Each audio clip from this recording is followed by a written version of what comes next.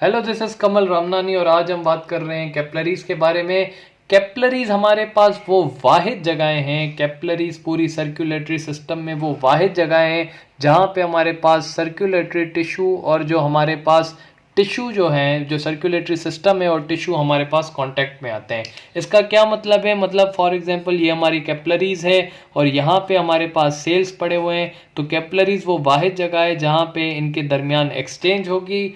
इस वजह से हमको कैपिलरीज को डिटेल में पढ़ना बहुत ज़रूरी है, क्योंकि ये वाहिद जगह हैं पूरी सर्कुलेटरी सिस्टम के अंदर जहाँ पे एक्सचेंज ऑफ मटेरियल होता है। स्ट्रक्चर क्या है? सिर्फ स्क्वायमस एपिथेलियम एंडोथेलियम पे कंसिस्ट होते हैं हमारे पास कौन? कैपिलरीज।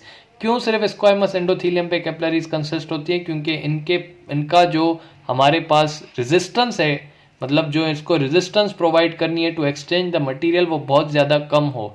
अगर ज़्यादा रेजिस्टेंस होगी तो चीज़ें नहीं कर पाएंगी हमारे पास एक्सचेंज। इस वजह से हमारे पास रेजिस्टेंस बहुत कम हो कि हमारे पास जो है एक्सचेंज मटेरियल आराम से हो जाए। मतलब ट्यूनिका इंटरना के सिर्फ जो सेल्स होते हैं दूसरी वेसल्स में, इसके पास सिर्फ और सिर्फ स्क्वायमस एपिथेलियम की एक लेयर ऑफ सेल्स होती है। Squamous epithelium, simple squamous endothelium, simple squamous endothelium इसके पास जो होती है वो सिंगल लेयर ऑफ सेल होती है, जिसको मैं स्क्वायमस एंडोथेलियम कहता हूँ। इनका जो डायामीटर है, इन कैपिलरीज का जो डायामीटर है वो हमारे पास 7 to 10 माइक्रोमीटर है। 7 to 10 माइक्रोमीटर है, जो अगर हम याद करें कि हमने जब आरबीसी पढ़ा था तो आरबीसी का डायामीटर हमारे पास था 7 to 8 माइक्रोमीटर। तो ये बिल्कुल एक आरबीसी के डायामीटर से थोड़ी सी बड़ी होती हैं कि वहाँ से बस एक वक्त पे एक आरबीसी पास हो जाए। इस वजह से, इस वेरी लो डायामीटर की वजह से जो ब्लड फ्लो की स्पीड होती है, the speed of blood flow, वो बहुत कम होती है। जो स्पीड होती है ऑफ ब्लड फ्लो वो बहुत कम होती है due to the low diameter, जिसकी वजह से कांटेक्ट के लिए बहुत ज़्यादा टाइम मिल जाता है। कम स्पीड की वजह से बहुत ज़्यादा टाइम मिल जाता है for the contact of exchange between the circulatory system and tissue.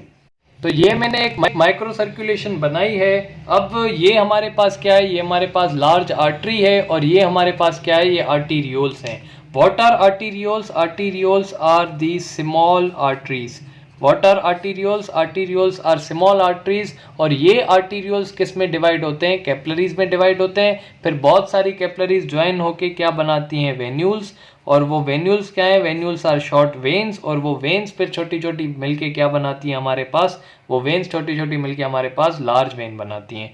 ये हमारे पास माइक्रो सर्कुलेशन है। ये माइक्रो सर्कुलेशन की हमारे पास मैं कहूँ कि कैपिलरीज हैं। खास बात मैं आर्टीरियोल्स की बताऊं कि इनके पास स्फिंटर होता है। इन आर्टीरियोल्स के पास क्या होता है? इन आर्टीरियोल्स के पास हमारे पास स्फिंटर होता है। ये स्फिंटर क्या है? ये स्फिंटर हमारे पास स्मूथ मसल होती हैं। स्मूथ मसल होती हैं जो रेगुलेट करती हैं कि कितना ब्लड फ्लो होना चाहिए। फॉर एग्जांपल किसी कंडीशन में ये स्फिंटर बंद हो जाए कॉन्ट्रैक्ट होके, तो कोई भी ब्लड हमारे पास कैपिलरीज में नहीं आएगा। जब कोई ब्लड कैपिलरीज में नहीं आएगा तो वेन्यूल्स में नहीं आएगा और वेन्स में नहीं आएगा। जब हमारे पास स्फिंटर खुले हुए हैं तब ब्लड हमारे पास कहाँ पे आता है? ब्लड हमारे पास आता है कैपिलरीज में, और कैपिलरीज के सराउंडिंग हमारे पास जो है वो एक्स्ट्रा वेस्कुलर टिश्यू होता है। एक्स्ट्रा वेस्कुलर जो हमारे पास फ्लूइड होता है, ये हमारे पास वेसल है, और ये हमारे पास एक्स्ट्रा वेस्कुलर फ्लूइड है जिसका दूसरा नाम है interstitium fluid. Extra vascular fluid का दूसरा नाम है इंटरस्टिशियम फ्लूइड। इन इंटरस्टिशियम फ्लूइड में क्या होता है? सेल्स ऐसे पड़े हुए होते हैं।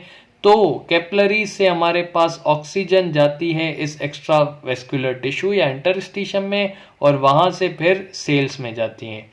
और ये सेल्स क्या करते हैं? कार्बन डाइऑक्साइड देते हैं इस एक्स्ट्रा वेस्कुलर टिश्यू में, और ये carbon dioxide extra vascular tissue में कहाँ पे आ जाती है? वेन्स में आ जाती है। तो हमारे पास जो एक्सचेंज होती है गैसेज की वो कैपिलरीज पे होती है। कैपिलरी सबसे पहले एक्स्ट्रा वेस्कुलर टिश्यू को देती है, एक्स्ट्रा वेस्कुलर टिश्यू सेल को देता है, और सेल फिर हमारे पास कहाँ पे देता है? दोबारा वेन्स में वापस दे देता है। तो इस तरीके से हमारे पास सर्कुलेशन होती है। अब देखें हमारे पास हार्ट है। हार्ट लेफ्ट वेंट्रिकल ने कॉन्ट्रैक्ट किया, सिस्टमेटिक आयोटा में ब्लड आया। जब सिस्टमेटिक आयोटा में ब्लड आया तो लार्ज आर्टरी है, फिर वो किसी ऑर्गन में आर्टीरियोल्स में डिवाइड होगी। आर्टीरियोल्स फिर ब्लड कहाँ पे देगा हमारे पास, वेन्स में देगा। वेन्स से आर्टीरियोल्स हमारे पास कैपलरीज में ब्लड देगा, कैपलरीज वेन्यूल्स बना के वेन्स बनाएंगी। ये वेन जाके ड्रेन होगी सुपीरियर और इन्फीरियर वेना केवा में, जो कि राइट वेंट्रिकल में जाके ड्रेन होंगी। फिर राइट वेंट्रिकल कॉन्ट्रैक्ट करेगा एट्रियल सिस्टोल के दौरान, फिर वेंट्रिकल्स में ब्लड आएगा, फिर पल्मोनरी सर्कुलेशन होगी, और पल्मोनरी सर्कुलेशन के बाद दोबारा प्योर ब्लड लेफ्ट एट्रिया में आएगा, फिर एट्रियल सिस्टोल के दौरान लेफ्ट वेंट्रिकल में ब्लड आएगा, और फिर लार्ज आर्टरीज में आएगा। इस तरीके से ये पूरी ह्यूमन की सर्कुलेशन बार बार होती रहेगी, एक्सचेंज कैपलरीज के पास होती रहेगी। ये जो हमारे पास आर्टीरियोल्स हैं, इनका डायमीटर होता है 250 माइक्रोमीटर, और ये जो हमारे पास कैपलरीज होती हैं, इनका डायमीटर होता है 7 to 10 माइक्रोमीटर। लेकिन जब हम प्लस करें कि ये एक आर्टीरियोल जितनी कैपलरीज में डिवाइड होती हैं, वो होती हैं हमारे पास 300-400, इतनी ज़्यादा कैपलरीज में डिवाइड होती हैं। तो उन सब को जब हम प्लस करें तो वो डायमीटर कहीं ज़्यादा होता है हमारे पास आर्टीरियोल से। एक आर्टीरियोल जिससे कैपलरीज निकलती हैं, उन कैपलरीज का अगर हम डायमीटर प्लस करें तो वो कहीं ज़्यादा होता है आर्टीरियोल से। इस वजह से हम कहते हैं कि कैपलरीज में एक तो ज़्यादा सरफेस एरिया होता है जिसकी वजह से एक्सचेंज होती है, दूसरा इसमें ब्लड फ्लो बहुत स्लो होता है, इस वजह से टाइम ज़्यादा मिल जाता है फॉर दी एक्सचेंज। तो कैपलरीज के बारे में हमने क्या पढ़ा कि भाई यहाँ पे सर्कुलेटरी सिस्टम और टिश्यू का कांटेक्ट होता है, स्ट्रक्चर पढ़ा, डायमीटर पढ़ा, और हमने फिर देखा कि किस तरीके से माइक्रो सर्कुलेशन होती है, पहले टिश्यू फ्लूइड, फिर सेल से दोबारा टिश्यू फ्लूइड और कैपलरीज में। ये हमारे पास पूरा एक सिस्टम है माइक्रो सर्कुलेशन या कैपलरीज का। मैं बात कर रहा हूँ ब्लड प्रेशर के बारे में। व्हाट इज ब्लड प्रेशर, उससे पहले हमें पता होना चाहिए कि प्रेशर क्या है। Pressure is simply force exerted per unit area. किसी भी जगह पर अगर फोर्स लगती है पर यूनिट एरिया पे तो वो प्रेशर उस चीज़ का कहलाता है। तो ब्लड जो फोर्स लगाता है, ब्लड कौन सी फोर्स लगाता है, हाइड्रोस्टैटिक फोर्स लगाता है। कहाँ पर ब्लड जो है हाइड्रोस्टैटिक फोर्स लगाता है, कहाँ per unit area of blood vessel. तो उसको मैं क्या कहता हूँ, उसको मैं ब्लड प्रेशर कहता हूँ। फॉर एग्जांपल ये ब्लड वेसल है, ये हमारे पास अंदर ब्लड मूव कर रहा है, ये अगर मैं यूनिट एरिया ले लूँ तो यहाँ पर जो हाइड्रोस्टैटिक फोर्स लग रही है पर यूनिट एरिया ब्लड की, उसको मैं क्या कह रहा हूँ, ब्लड प्रेशर। ब्लड प्रेशर को मेजर हम करते हैं मिलीमीटर ऑफ मरकरी में। जो इंस्ट्रूमेंट होता है जिसके थ्रू हम मेजर करते हैं, उस इंस्ट्रूमेंट को हम कहते हैं स्फिग्नोमेनोमीटर। What is स्फिग्नोमेनोमीटर? ये वो पंप वाला जो आपने देखा होगा घरों में अक्सर होता है, तो डॉक्टर्स के पास अक्सर होता है। तो वो जो हमारे पास इंस्ट्रूमेंट है उसको हम क्या कहते हैं, उसको हम कहते हैं स्फिग्नोमेनोमीटर। जो हमारे पास ब्लड प्रेशर है, जो force exerted per unit area होता है ब्लड वेसल में, वो अगर हम ड्यूरिंग द सिस्टोल देखें, जो सिस्टोल वेंट्रिकुलर सिस्टोल के दौरान जो ब्लड प्रेशर लग रहा है, वेंट्रिकुलर सिस्टोल के दौरान जो ब्लड प्रेशर लग रहा है ब्लड वेसल पे, वो होता है 120 millimetre of mercury ventricular systole के दरमियान। और वेंट्रिकुलर डायस्टोल के दौरान जो ब्लड फोर्स लगा रहा होता है per unit area of blood vessel में, वो हमारे पास होता है 80 मिलीमीटर ऑफ मरकरी। अगर हम पल्स प्रेशर निकालें तो पल्स प्रेशर हमारे पास क्या होता है, pulse pressure is difference. What is blood pulse pressure? It is difference between the systole and diastole. Systole और डायस्टोल के दरमियान जो डिफरेंस होता है, डिफरेंस का मतलब माइनस। तो जो सिस्टोल वेंट्रिकुलर सिस्टोल के दौरान जो ब्लड प्रेशर लग रहा होता है, उसको अगर मैं माइनस करूं डायस्टोल के दौरान जो ब्लड प्रेशर लग रहा होता है, तो हमारे पास क्या आ जाएगा, हमारे पास पल्स प्रेशर आ जाएगा। सिस्टोल के दौरान जो ब्लड प्रेशर लगता है वो होता है 120, और डायस्टोल के दौरान जो लगता है वो 80। तो 40 मिलीमीटर ऑफ मरकरी हमारे पास, 40 to 60 मिलीमीटर ऑफ मरकरी हमारे पास नॉर्मल ब्लड प्रेशर होता है।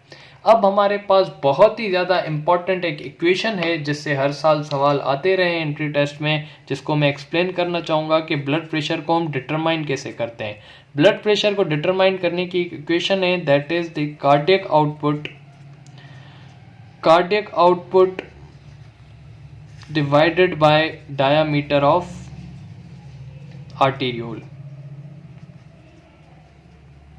What is cardiac output? Cardiac output is blood pumped blood pumped by left ventricle. Left ventricle जो हमारे पास ब्लड पंप करता है उसको मैं कार्डियक आउटपुट कहता हूं। अगर हमारे पास लेफ्ट वेंट्रिकल ज्यादा ब्लड पंप कर रहा है तो हमारे पास ब्लड प्रेशर क्या होगा, ज्यादा। अगर हमारे पास वेंट्रिकल की डायामीटर कम है, अगर वेंट्रिकल का डायामीटर हमारे पास कम है तो उस कंडीशन को मैं कहता हूं वेजो कॉन्स्ट्रिक्शन। और अगर हमारे पास वेजल का डायामीटर ज्यादा है तो उस कंडीशन को मैं कहता हूं vasodilation. Vaso means vessel, constriction means diameter कम, और vaso means vessel, dilation means diameter ज्यादा। जब डायमीटर ज्यादा है तो ब्लड प्रेशर कम होगा, जाहिर सी बात है, ब्लड डायमीटर ज्यादा है तो फोर्स कम लगेगी ब्लड की, इस वजह से ब्लड प्रेशर कम। और अगर डायमीटर कम है, ब्लड जो है वो तेजी से आ रहा है, जिसकी वजह से हमारे पास जो ब्लड प्रेशर होगी वो ज्यादा होगी। तो वेजो कंस्ट्रिक्शन, डायमीटर कम, ब्लड प्रेशर ज्यादा। वेजो डायलेशन, डायमीटर ज्यादा, ब्लड प्रेशर कम। ठीक है, तो ये हमारे पास इक्वेशन है जिसके थ्रू हम ब्लड प्रेशर को डिटरमाइन कर सकते हैं। अगर कार्डियक आउटपुट हमारे पास ज्यादा होगा तो ब्लड प्रेशर ज्यादा होगा। अगर डायामीटर हमारे पास ज्यादा होगा, मतलब वेजो डायलेशन, तो ब्लड प्रेशर हमारे पास कम होगा। कुछ ऐसी कंडीशंस भी होती हैं जिसमें हमारे पास, फॉर एग्जांपल यहाँ पे एक मैं कंडीशन क्रिएट करता हूँ, जैसे कि एक सवाल है हमारे पास, इफ अ पर्सन हैज, अगर एक पर्सन के पास, if a person has increase cardiac output, अगर एक पर्सन के पास कार्डियक आउटपुट इंक्रीज है, एंड हैज जो है वो हैज वेजो डायलेशन, और उसके पास क्या है, वेजो डायलेशन है, then its blood pressure is, उसका ब्लड प्रेशर क्या है, A increased, B decreased, C normal, D none. आप 1 मिनट वीडियो को पॉज करें, 1 मिनट वीडियो को पॉज करें और सोचें कि अगर एक पर्सन का कार्डियक आउटपुट ज़्यादा है, मतलब कार्डियक आउटपुट ज़्यादा है, तो ब्लड प्रेशर क्या होगा। और अगर उसके साथ साथ उसके पास वेजोडाइलेशन भी है, मतलब डायमीटर भी ज़्यादा है, तो ब्लड प्रेशर क्या होगा। वीडियो को पॉज करें, सोचें कि क्या होगा, दिमाग में एक आंसर सोचें, और अब मैं बताने जा रहा हूँ कि इसका आंसर क्या होगा। इसका आंसर है नॉर्मल। Y normal? बिकॉज अगर हमारे पास कार्डियक आउटपुट ज़्यादा है, हमारे पास कार्डियक आउटपुट ज़्यादा है, कार्डियक आउटपुट ज़्यादा है तो ब्लड प्रेशर क्या होगा, ज़्यादा होगा। लेकिन अगर हमारे पास वेजोडाइलेशन है, मींस डायमीटर भी ज़्यादा है, जब डायमीटर ज़्यादा होता है तो ब्लड प्रेशर क्या होता है, कम। High diameter means blood pressure कम। तो अगर हम दोनों कंडीशन को देखेंगे, एक कंडीशन ब्लड प्रेशर को बढ़ा रही है और दूसरी कंडीशन ब्लड प्रेशर को कम कर रही है, तो हमारे पास ब्लड प्रेशर क्या होगा, नॉर्मल। ये बिल्कुल इसी तरीके से है कि हमारे पास लेफ्ट वेंट्रिकल ब्लड ज़्यादा पंप कर रहा है, लेकिन हमारे पास जो वेसल है उसका डायमीटर बहुत ज़्यादा बढ़ गया है, मींस उसको जो हाइड्रोस्टैटिक प्रेशर ब्लड पे, वेसल पे लग रहा है, वो हमारे पास वही है जो पहले लग रहा था, ड्यू टू इंक्रीज डायमीटर, जिसकी वजह से हाइड्रोस्टैटिक प्रेशर, हाइड्रोस्टैटिक फोर्स वही लग रही है, जिसकी वजह से ब्लड प्रेशर हमारे पास क्या होगा, नॉर्मल होगा। इसी तरीके से आप दूसरी भी कंडीशंस बना सकते हैं और ब्लड प्रेशर को आप देख सकते हैं।